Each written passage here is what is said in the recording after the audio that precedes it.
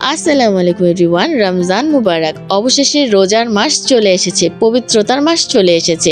আমরা মুসলিমরা কিন্তু অধীর আগ্রহে এই মাসটির জন্য অপেক্ষা করে থাকি। আজকে তো প্রথম তারাবি নামাজ শেষ করে ইয়াসিন সূরা পড়ে আমি আমার ফাওয়াদ বাচ্চাটার সাথে একটু কথা বলছিলাম। কালকে তো রোজা। হ্যাঁ। তুমি কি রোজা রাখবে? হ্যাঁ। সত্যি? হ্যাঁ। সবগুলো রোজা রাখবে? তুমি পারবে? হ্যাঁ। কষ্ট হবে না? করতে হবে না।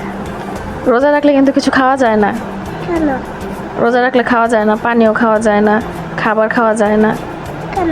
সারাদিন না খেয়ে থাকতে হবে। তারপর ইফতারির সময়, সন্ধ্যার সময় আমরা সবাই ইফতার করব। ঠিক আছে। রাখবে তাহলে রোজা? হ্যাঁ। নামাজ শেষ করে তো ফাওয়াদের সাথে কথা বলছিলাম, আর এরই মধ্যে কিন্তু অনেকটাই সময় চলে গিয়েছে, প্রায় 12টা বেজে গিয়েছিল। তাই আমি রান্না বান্না সব শুরু করে দিয়েছিলাম। এবছর প্রথম সেহরির জন্য আমি রান্নাটা করে নিই, আর রান্নাটা আমি খুবই সিম্পল ভাবেই করেছিলাম। সেহরিতে তেমন ঝামেলার খাবার আমার এমনিতেও পছন্দ না। রান্না শেষে ভেবেছিলাম একটু ঘুমাবো, কিন্তু এরই মধ্যে অ্যালার্ম বেজে গিয়েছিল, তাই আমার আর ঘুমানো হয়নি। কাজ শেষে ভেবেছিলাম একটু বিশ্রাম নেব, তাই মোবাইলে অ্যালার্ম দিয়ে নেই যেন ঠিক টাইমে উঠতে পারি। কিন্তু শত চেষ্টার পরও আমার ঘুম আসলোই না, তাই কি আর করার। তাই উঠে ফ্রেশ হয়ে নেই, আর সবাই মিলে খুব সুন্দর মতো সেহরিটা শেষ করি আলহামদুলিল্লাহ। তরকারি দিয়ে ভাত খাওয়া হলেও কিন্তু এই মাসটায় আমরা সবাই দুধ ভাত খেয়ে থাকি। এই ছোট ছোট বিষয়গুলোর জন্যই রমজান মাসটাকে একটু স্পেশাল মনে হয়। এরপর আমার ফাওয়াদকে দিয়ে একটা ভিডিও করে নেই। রাত 3টা বাজে। ছেলে খান। ছেলে আর মাত্র 5 মিনিট বাকি। ঘুম থেকে উঠুন।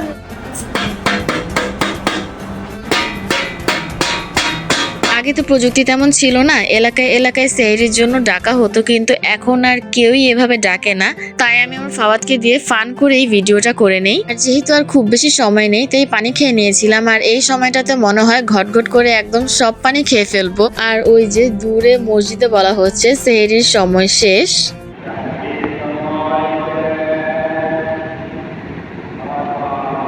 সেহরির সময় শেষ, আর ফজরের আজান দিয়ে দিয়েছিল। আর ফজরের আজান আমার কাছে এতটাই ভালো লাগে, ফজরের আজান শুনলেই আমার ভেতর থেকে একটা শান্তি কাজ করে।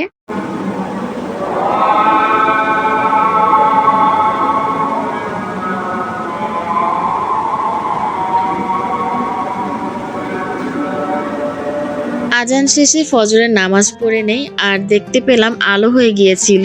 আর অনেক চেষ্টার পরও আমার ঘুম আসছিল না, তাই দেখতে পেলাম সকাল হয়ে গিয়েছে। তাই আমি একটু ছাদে গিয়েছিলাম, আর আজকের ওয়েদারটাও আমার কাছে অনেক বেশি ভালো লাগছিল। আর ছাদে যেয়ে দেখি কুয়াশায় চারপাশ ঢেকে গেছে, দূরের কিছুই দেখা যাচ্ছে না। শীত কিন্তু চলে গেছে, অনেকটাই গরম পড়ে গেছে, কিন্তু এখনো এতটা কুয়াশা দেখে আমি তো পুরোই অবাক। আমি ভাবতেও পারিনি এখন পর্যন্ত কুয়াশা পড়বে। ঠান্ডা ঠান্ডা ওয়েদারে অনেক বেশি ভালো লাগছিল, তাই কিছুটা সময় ছাদে থেকে নিজের মতো হাঁটাহাঁটি করে ঘরে চলে এসেছিলাম, কারণ বাসার সবাই ঘুম, আমি একা একা বোর হচ্ছিলাম। আর পরের দিন তো একটু তাড়াতাড়ি উঠতে হবে, অনেক বেশি কাজ রয়েছে, তাই যাই হোক ঘুমাতে তো হবেই। দেন ঘুমের প্রিপারেশন নিয়ে নেই, কারণ ততক্ষণে আমার একটু একটু ঘুম পাচ্ছিল, যেহেতু সারা রাত জেগেছিলাম। আর পরদিন তো প্রথম রোজা, ঘুমিয়ে থাকলে চলবে না, সকাল সকাল উঠতে হবে, অনেক বেশি কাজ রয়েছে। তো এই তো ঘুমিয়ে গিয়েছিলাম, তারপর দিন তাড়াতাড়ি ঘুম থেকে উঠে গিয়েছিলাম, কারণ আজকে তো অনেক বেশি কাজ রয়েছে, ঝাড়া মোছা, ইফতার বানানো, সবকিছু মিলিয়ে মাথা কাজ করছিল না। মাথা হ্যাং হয়ে গেলেও কিছু করার নেই, কাজ শুরু করে দিলাম, কারণ সুন্দর মতো ঘর পরিপাটি করে আবার নামাজ পড়তে হবে। কারণ রোজার মাসে শুধু রোজা রাখলেই হয় না, রোজার মাসটা আল্লাহ তাআলা দিয়েছে ইবাদত করার জন্য, তো শুধু রোজা রাখলেই হয় না, নামাজও পড়তে হয়। অনেকে এসে বলবে ব্লগে নামাজ নিয়ে শো অফ করছি, কিন্তু এমনটা না। রমজান মাসে কিন্তু আমরা সবাই যথাসম্ভব চেষ্টা করি 5 ওয়াক্ত নামাজ পড়ার, কোরআন তেলাওয়াত করার। আর আমি অবশ্যই কিন্তু ভিডিওতে নামাজ পড়িনি, কোরআন তেলাওয়াত করিনি, যেহেতু রমজানের ডেইলি ব্লগ করব, তাই পুরো দিন আমি কি কি করেছি সেটাই আমি তুলে ধরেছি। এরপর আমি ঘরটা আমার মতো গুছিয়ে নিয়েছিলাম।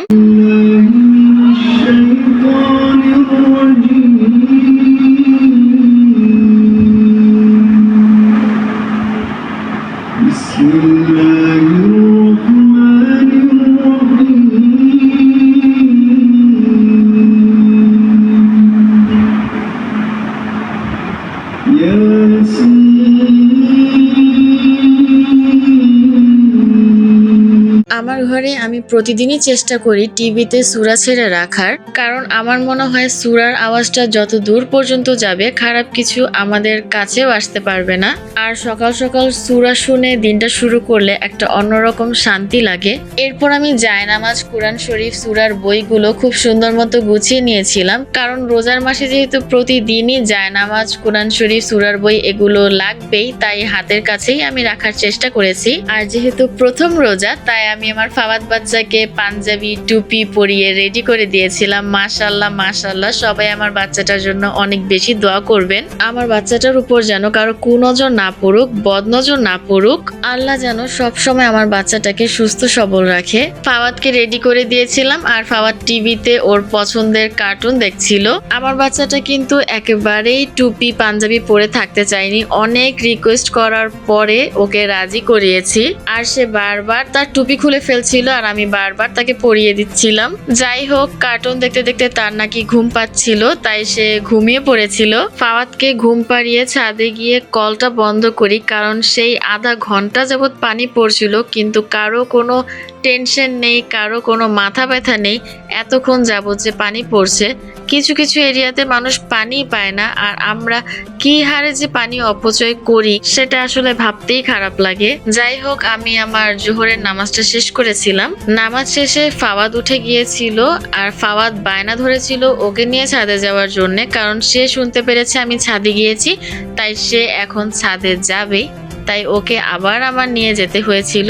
আর ছাদে যাওয়ার পর তো সে মহা খুশি, সে এখানে দৌড়াচ্ছে ওখানে দৌড়াচ্ছে, আমার কোনো কথাই সে শুনছিল না। আমি যে তাকে এতবার ডাকছিলাম কিন্তু সে আমার কথা শুনছিলই না। খুবই কষ্ট করে কিছু ভিডিও আর পিকচার তুলে নিয়েছিলাম। আমাদের মা ছেলের এই মুহূর্তটা আমার কাছে অনেক বেশি ভালো লাগছিল। আমি ফাওয়াদকে কিছু দেখাবো কি, ফাওয়াদই আমাকে এটা দেখাচ্ছে সেটা দেখাচ্ছে। দূরে সে একটা ধোঁয়া দেখতে পেরেছে, কালো ধোঁয়া, সেটা বারবার আমাকে দেখাচ্ছে, বলছে মা দেখো দেখো এটা কি। আর যেহেতু সেদিন অনেকটাই কাজ করেছি, আবার বাসায় যে ইফতারও করতে হবে, বানাতে হবে আর কি, তাই ওই টাইমটা রিল্যাক্সে একটু ভালোই লাগছিল। এরপর তাকে অনেক বেশি জোর করে আমার সাথে কিছু ভিডিও পিকচার্স তুলে নেই, কিন্তু সে তো আছে ওই কালো ধোয়ার পিছনেই। বারবার আমাকে বলছিল যে মা দেখো ওইটা কি ওইটা কি। তার ধারণা সেটা নাকি ঘূর্ণিঝড়, আমাকে বারবার বলছিল যে মা দেখো ঘূর্ণিঝড় চলে আসছে।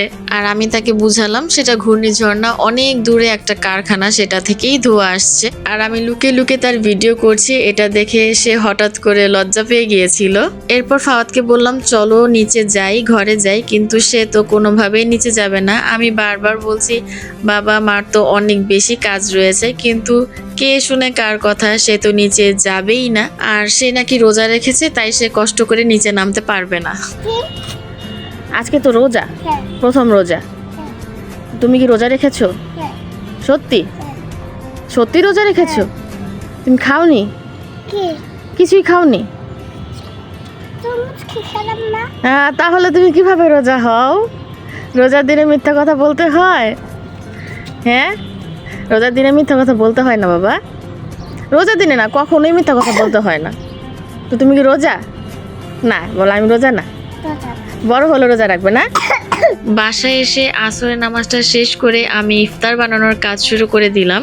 আর আমি কেনা ইফতার একদমই খেতে পারি না, আমার যত কষ্টই হোক না কেন আমি ঘরেই ইফতার বানাই। আগে তো আম্মুই সব করতো, আমি নিজে কিছুই করতাম না, কিন্তু যখন থেকে নিজের সংসার হয়েছে তখন থেকে নিজেই সবকিছু বানাই। আর রোজার মাসটায় কষ্ট যেন কিছুটা কম হয়, তাই আমি আগে থেকেই কিছু কিছু আইটেম ফ্রোজেন করে রেখে দিয়েছিলাম। এরপর হঠাৎ করে মনে হলো ছোটবেলায় তো মাগরিবের আজানের কিছুক্ষণ আগে কাফেলা ছাড়া হতো, তাই আমিও টিভিতে কাফেলা ছেড়ে দিলাম। আর এতদিন পর কাফেলা দেখে অনেক বেশি ভালো লাগলো, ছোটবেলার অনেক স্মৃতি মনে পড়ে গেল। তবে একটা বিষয় আমার মাথায় ছিল না, এখন মনে পড়ছে, কেকা ফেরদৌসীর মনোহর ইফতারটা ছাড়া উচিত ছিল, কারণ ছোটবেলায় দেখেছি টিভিতে কাফেলার পরপরই মনোহর ইফতার ছাড়া হতো। তখন তো এত মোবাইল ফেসবুক কিছুই ছিল না, সেই দিনগুলোই অনেক বেশি ভালো ছিল। ইফতার ভাজা তো শেষ, তো এর মধ্যে আমি শরবতটা গুলে নিয়েছিলাম। আর শরবত গুলানোর সময় প্রথমেই আমি অনেকগুলো বরফ দিয়ে দিয়েছিলাম, কিন্তু যেহেতু বাসায় অনেকেরই ঠান্ডা,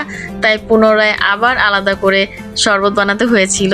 আর আমার বানানো প্রত্যেকটা ইফতারের আইটেমই নাকি অনেক বেশি মজা হয়েছিল।